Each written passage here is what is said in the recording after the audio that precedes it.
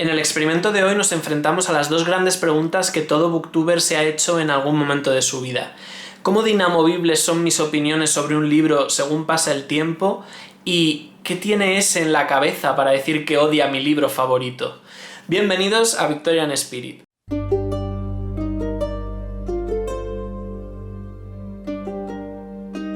Hola a todos, soy Adrián, bienvenidos a mi blog Victorian Spirit. Como ya os había anunciado en mis redes sociales, hoy me siento experimental porque traigo al canal un vídeo que es inédito hasta ahora. Es la primera vez que reacciono a algo y en este caso voy a reaccionar a reseñas que se pueden encontrar en Goodreads de algunos libros que por unos motivos o por otros han significado algo dentro de mi bagaje lector. Esta idea tan chula de reaccionar a reseñas la he tomado del canal Love Zaida, que hace pocos días subió un vídeo reaccionando a opiniones sobre sus libros favoritos. Os voy a dejar un enlace tanto en la i como en la cajita de información con el vídeo de Zaida para que podáis verlo y también conocer su canal. Me pareció interesante como ejercicio, ¿no? Intentar ponerme en la piel de otro e intentar llegar a un punto de encuentro con personas que han tenido una opinión totalmente distinta sobre libros que yo también he leído y que seguramente a través de sus argumentos me podrán hacer ver que quizá no todo es tan blanco ni tan negro como yo en un principio lo he visto. Por eso, para poner un poco a prueba este formato, he querido elegir tres libros muy diferentes.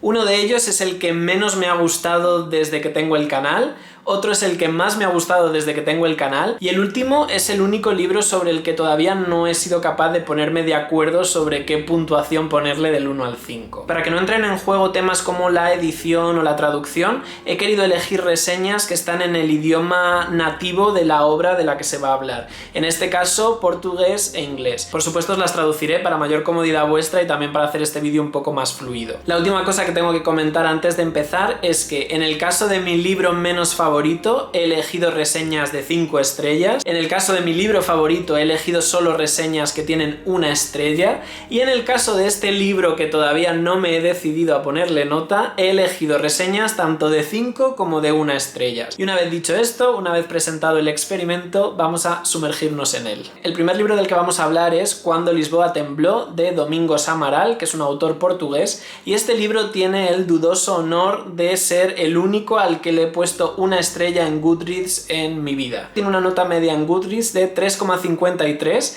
pero es curioso porque en la edición en español esta nota cae a 2,73. Vamos con la primera reseña. Personajes todos interesantes. Uno de mis principales problemas con esta historia precisamente eran los personajes. A esta persona le parecen interesantes, a mí me parecieron totalmente hipersexualizados y bastante anacrónicos, porque precisamente esa hipersexualización hacía que no me creyera demasiado que eran personas del siglo XVIII. Pero bueno. Ambientación histórica, fantástica. Conocer Lisboa en esa época fue un viaje emocionante y doloroso. Hay que decir que estamos hablando de Lisboa en 1755, que es cuando se produjo ese gran terremoto que arrasó la ciudad. Y bueno, pues la novela recoge esos momentos después de que se produzca el terremoto y cómo un grupo de personajes van intentando sobrevivir por estas calles de Lisboa. Así que sí, fue un gran viaje, pero para mí se queda más en la parte dolorosa que en la parte emocionante. Forma de escribir fluida, fría y sin pelos en la lengua. Bueno, lo de fluido por supuesto estoy de acuerdo porque es una novela que se lee bastante ágil. Sin pelos en la lengua me imagino que se refiere a que la temática, como ya os digo, muy hipersexualizada, puede tocar temas bastante tabús. En ese sentido es verdad que el autor no se deja nada en el tintero, pero me llama la atención que destaque como una virtud que la manera de escribir sea fría. No sé, habría que preguntarle a esta persona, pero yo por regla general prefiero las novelas con las que conecto más desde un punto de vista sentimental y no las novelas que te dejan frío, ¿no? Como es este caso. Grandes diálogos, aunque destaco un pequeño punto negativo. El autor usó demasiado las variaciones de acento y las oraciones mal construidas de personajes de origen extranjero. Bueno, aquí coincidimos plenamente porque fue una de las muchas razones de que yo odiara este libro, y es que en él hay un personaje británico que se supone que lleva viviendo varios años en Portugal, pero que todavía no habla bien la lengua, así que sus frases en la versión traducida al español están como en un spanglish muy mal hecho, en el que prácticamente el 50% de las palabras están en español y el 50% en inglés, de una manera muy mal hecha, muy forzada y muy desagradable de leer, así que en eso estoy totalmente de acuerdo con esta persona. Esta es una novela histórica inusual. Vale, hasta ahí puedo estar de acuerdo con él, ¿no? Creo que se cuenta de una forma tan fluida que ni siquiera somos conscientes de que estamos aprendiendo sobre la historia de la ciudad de Lisboa. Porque esta persona atribuye a una habilidad del autor como que nos lo hace tan ameno que no nos damos cuenta de que estamos aprendiendo, yo le daría un poco la vuelta y en realidad diría que para ser una novela histórica, o que pretende ser histórica, no te enseña demasiado. Es decir, si tú ya tienes ciertos conocimientos sobre lo que pasó en Lisboa en 1755, esta novela no te descubre nada. En ese sentido, yo no sentí que aprendiera tanto. No tenía ni idea de la gravedad del terremoto en ese momento. Vale, quizá me estás respondiendo un poco a mi pregunta. Si nunca has leído nada sobre el terremoto de Lisboa, pues probablemente aprendieras cosas con este libro. Aunque no me gustan mucho los personajes principales, coincido, creo que la historia es muy interesante y sorprendente. Nos hace preguntarnos qué haríamos en una situación similar. Claro, es que aquí hay dos cosas que están muy enfrentadas. Una es lo interesante que es el entorno que ha elegido el autor para situar esta novela, que es interesantísimo, y por otra es la trama y lo que sucede, los personajes, etc., que ahí es donde para mí flojea mucho. Un tema que siempre me ha interesado, que la mayoría de las veces se olvida y que en esta novela se desarrolla con una escritura ligera y fluida. Vale, tenemos aquí una persona un poco más aficionada quizá a la historia y que parece que sabe más sobre el terremoto en sí. Será interesante ver su opinión. Demuestra bien cómo era el ambiente en ese momento de confusión y falta de información. Vale, es cierto que la novela capta muy bien esa confusión porque la propia trama es confusa. Hay un momento en el que no se sabe muy bien hacia dónde van los destinos de estos personajes. Como que no paraban de ir de un lado a otro. Y vale, pues sí, es verdad que la confusión queda bien retratada. El final creo que podría mejorarse. Me parece que fue despachado en media docena de páginas. Vale, pues también estoy de acuerdo con esto. Es verdad que el autor intenta hacer un giro argumental al final que pretende que sea como muy sorprendente, pero a mí, por ejemplo, me pilló ya muy descolgado de la trama y es verdad que se resuelve muy rápido. Bueno, vamos a pasar al siguiente libro, que en este caso es mi favorito de los últimos que he leído, que como estaréis imaginando es Los restos del día de Katsuo Ishiguro. Digamos que esta es la parte que más me gusta de este experimento, enfrentarme a personas que odian algo que a mí me encanta. La nota media de esta novela en Goodreads es de 4,13. Antes de nada, Los restos del día habla sobre un mayordomo de una mansión británica que por primera vez en su vida tiene vacaciones y se embarca en un viaje, y en ese viaje pues empieza a recordar todo lo que ha sido su vida al servicio de un mismo señor dentro de la misma mansión. Antes de comenzar a leer esta novela me pregunté, ¿qué tiene de interesante la historia de un mayordomo? Bien, yo creo que aquí juego con cierta ventaja en el sentido de que, sabiendo que esa era la premisa, yo ya estaba totalmente a favor de obra. A mí todas estas historias del servicio inglés, de los mayordomos, de las mansiones, de la vida de upstairs y downstairs, a mí esto ya de entrada me atrae muchísimo. Entiendo que a quien no, pues claro, el libro se le hace bola. Entonces lo descubrí. Un montón de bromas, yendo y viniendo con detalles triviales, mientras el tema principal de la novela, que es su relación con el ama de llaves, que en mi opinión fue la mejor parte y lo único que lo hace ser humano en vez de ser un robot inglés, se pasó por alto por completo y se mencionó en unas pocas páginas. A ver, muchas cosas, que esta frase es muy larga. Tema bromas. Puedo estar de acuerdo con él en que cuando Stevens intenta practicar su jocosidad e intenta planear bromas porque le falta el sentido del humor, ahí hubo algún momento en el que yo quizá también me sentí un poco incómodo por el propio Stevens. Pero bueno, esta es una novela curiosa porque es una novela en la que tú nunca te sientes identificado con el protagonista, porque le vuelvo a dar la razón en que casi es como si fuera un robot inglés que solo vive para su trabajo. Es muy difícil identificarse con eso, pero sin embargo a mí me producía mucha ternura. Entonces no es como que le odiara por ser así, sino que confiaba en que cambiara, que mejorara, como que me impliqué con él más que lo que dice esta persona. Es verdad que el tema principal del libro, que quizás se explota más en la película que en el propio libro, por lo menos de manera más explícita, es la relación que tiene con el ama de llaves.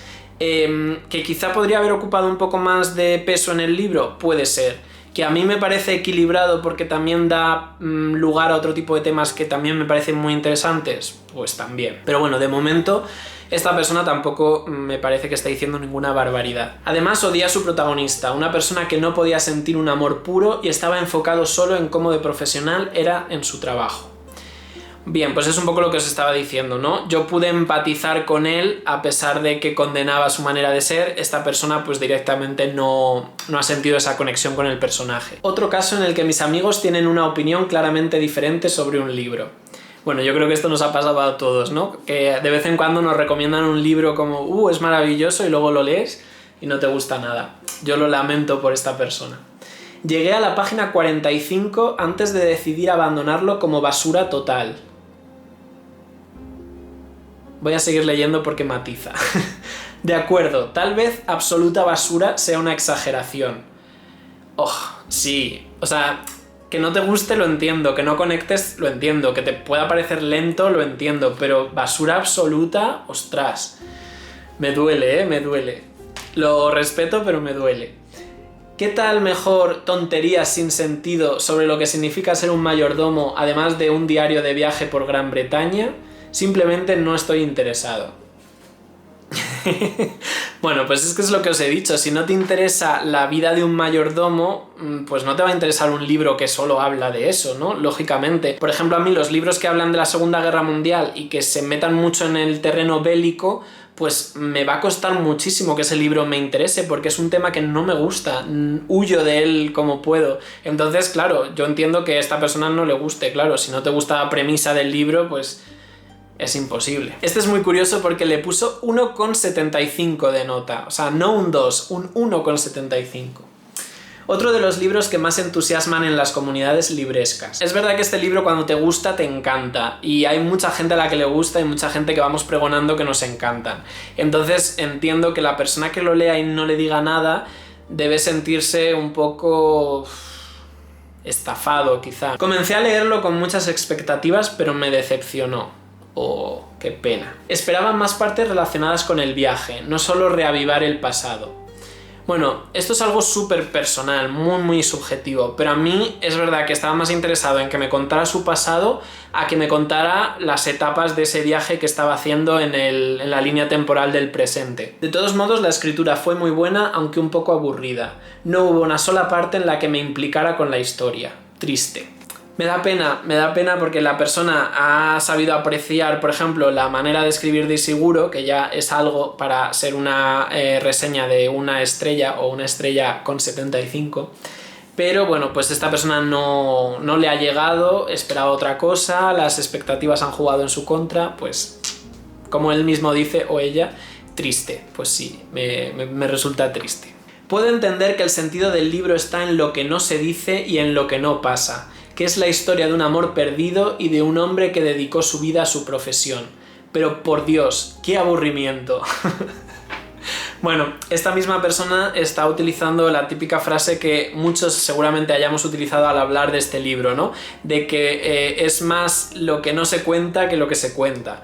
Le tengo que dar la razón. Es una novela muy sutil. Es una novela que si conectas te lo da todo, pero si no conectas es probable que te den muy poco. Lo siento, pero no me interesa leer la vida de un robot sin emociones. Hay sentimientos expresados en el último capítulo durante aproximadamente 2 páginas, pero sentí que perdí el tiempo leyendo las primeras 256. Bueno, por lo menos esta persona terminó de leerlo, que ya es algo. Y bueno, pues lo que os digo, esta persona cree que solo en el final se expresan emociones. Yo creo que las emociones están tapadas, pero están presentes. A medida que lo leía, esperaba encontrar la razón por la que este libro es tan apreciado. Expectativas de nuevo. Y según leía la última palabra de la última página, no la encontré. Historia completamente deprimente de una vida frustrada de estreñimiento emocional. A ver, me parece una gran descripción en el fondo del señor Stevens, o sea, está estreñido emocionalmente. Eso lo comparto totalmente. No tengo paciencia para la represión del period drama británico. Vale, a ver, es que aquí de nuevo entra el factor muy personal. A mí todo lo que sean period dramas y si encima son británicos, pues me tienen ya ganado de entrada, porque me gusta mucho esa flema Me gusta mucho ese carácter robótico, ese vivir para la fachada, esa frialdad, ese hablar del tiempo. A mí me gusta verlo, me gusta leerlo. Disfruto un montón con esas historias. No soy así, pero disfruto viéndolas.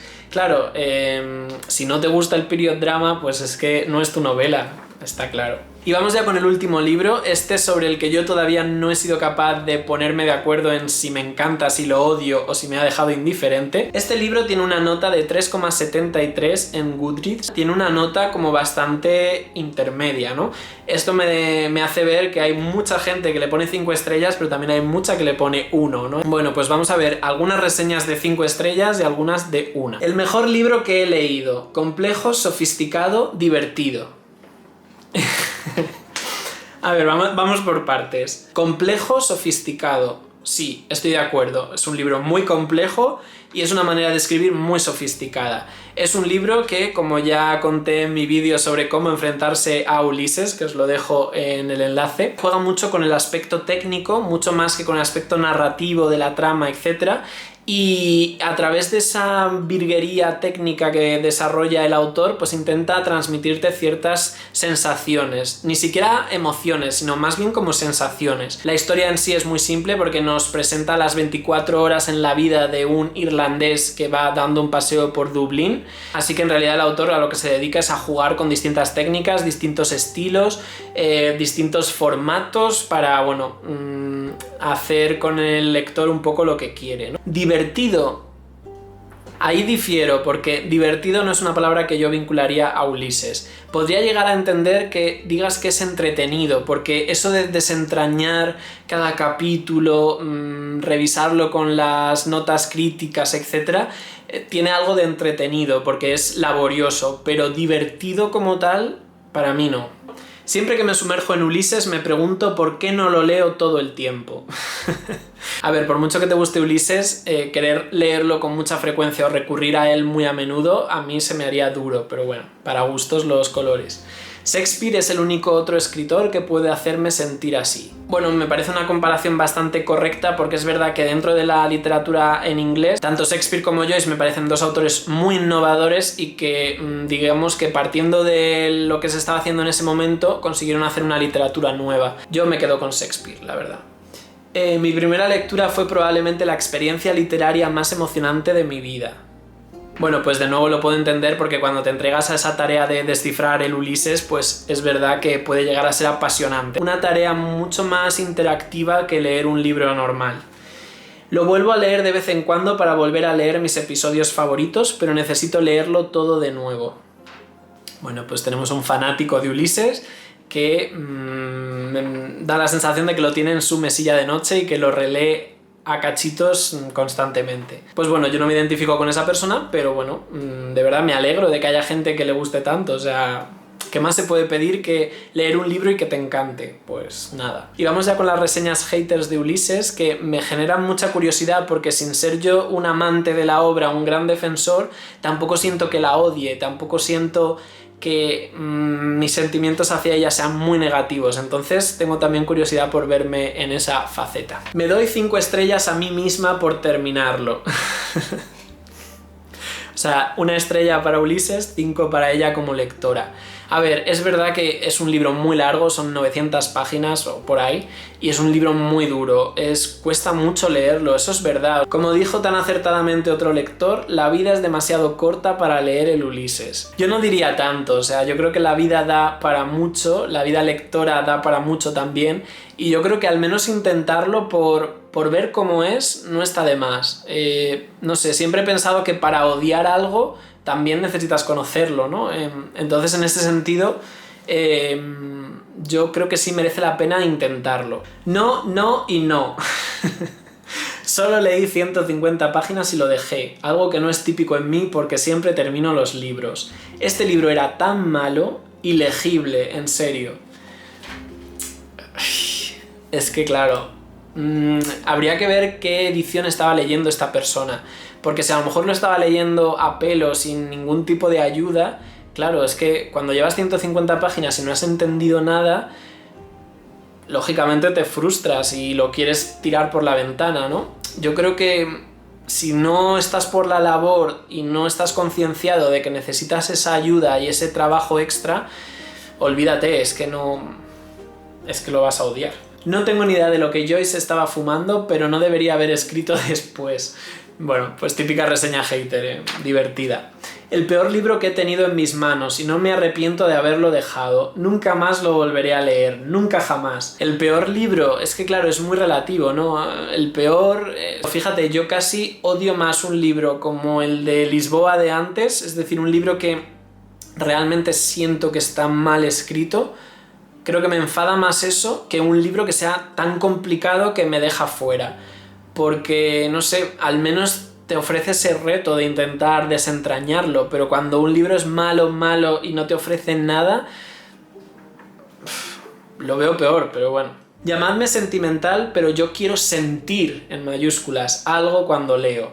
Yo me siento muy identificado con esta persona. Cada vez más intento que los libros me traspasen y me contagien ciertos sentimientos, ya sean positivos, negativos, tristes o divertidos, ¿no? Los libros que me dejan frío y los libros que pasan por mí pero yo no paso por ellos, cada vez los llevo peor. Entonces yo, de entrada, coincido con esta persona. En cambio, todo lo que sentí fue ira hacia Joyce por pensar que es el hombre más inteligente, original y culto de todos los tiempos. Este libro es un proyecto de tesis doctoral, no una novela. A ver, estoy de acuerdo con ella en que Joyce se pavonea mucho en esta novela. Él no deja de lucir sus habilidades, ¿no? Es casi como pues eso, una exhibición de todo lo que puede hacer con el lenguaje, con la literatura, romperla, hacer algo nuevo. No deja de, pues eso, presumir ante el lector. Lo que pasa es que a mí me produce más admiración que rechazo, en el sentido de decir, este tío hizo realmente lo que quiso, ¿no? Y admiro sobre todo que una de sus intenciones fuese tomar el pelo a los críticos de la época. Y bueno, pues hasta aquí este vídeo experimento reacción. Espero que os haya resultado interesante. A mí por lo menos me ha gustado hacerlo. Como siempre os voy a lanzar una pregunta al final del vídeo. Y en este caso me gustaría saber cuándo habéis sentido que ibais totalmente a contracorriente del resto de lectores. Es decir, ¿cuándo habéis leído un libro que os ha gustado mucho o habéis odiado mucho, pero que el resto de la gente pensaba completamente diferente? Será como siempre interesante conocer estos libros que polarizan las opiniones y tomaré buena nota de todo lo que me contéis. Si es la primera vez que pasas por aquí y te ha interesado lo que te he contado, te animo ahora a que te suscribas, le puedes dar al cabezón de Sherlock y a la campanita para estar en contacto, y a todos los demás muchas gracias por estar ahí, por vuestro cariño, por confiar en mí hasta cuando hago estos experimentos extraños, y bueno, espero que tengáis una muy buena semana, que sobreviváis al calor que tenemos ahora en España, y nos vemos el domingo que viene con un nuevo vídeo. Hasta entonces.